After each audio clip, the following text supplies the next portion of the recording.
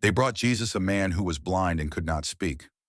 Jesus healed him completely. He could see, he could speak. The crowd watching was astonished. And the Pharisees looked at the same moment and said, "This man casts out demons only by Beelzebul, the prince of demons." Matthew 12:24. Same event, opposite conclusions. Think about what it takes to watch a miracle and attribute it to darkness. Jesus did not get angry. He engaged the logic. He said, "A kingdom divided against itself cannot stand." If I am casting out evil by the power of evil, then evil is working against itself. It is destroying its own house. That does not make sense. He said, "If I cast out evil by the Spirit of God, then the kingdom of God has come upon you." There is no neutral ground in this moment.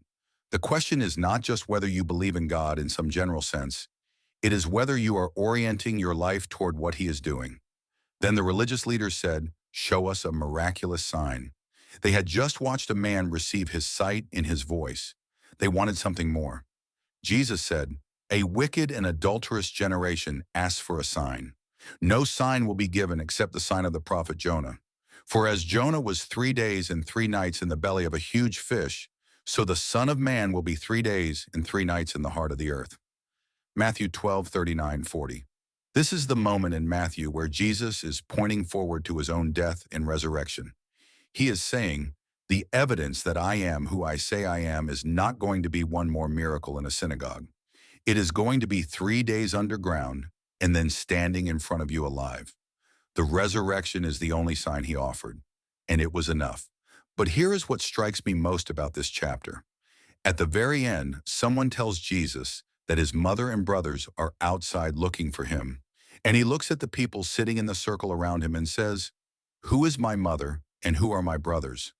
Whoever does the will of my Father in heaven is my brother and sister and mother." After a day of escalating conflict and miraculous healings, he points to the people who simply stayed, listened, and kept following. And he calls them family. Not the people with the cleanest theology, not the people without questions or doubts, the people who stayed. The Pharisees had every advantage. They had the education, the tradition, the proximity.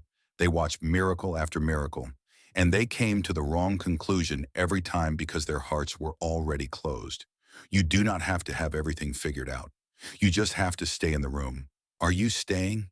In a world full of noise about God, but often resistant to what God is actually doing, are you staying close enough to see? If you are still here after a season of questions, conflict, or confusion about your faith, you are the family Jesus is pointing at. Drop a comment below. Share where you are in your faith journey right now. I genuinely want to know. A wicked and adulterous generation asks for a sign, but none will be given it except the sign of the prophet Jonah. Matthew 12:39. Episode 13 is next. Jesus gets into a boat and begins to speak in parables. The kingdom of heaven is like a farmer who went out to sow. Follow wisdom waves so you do not miss it.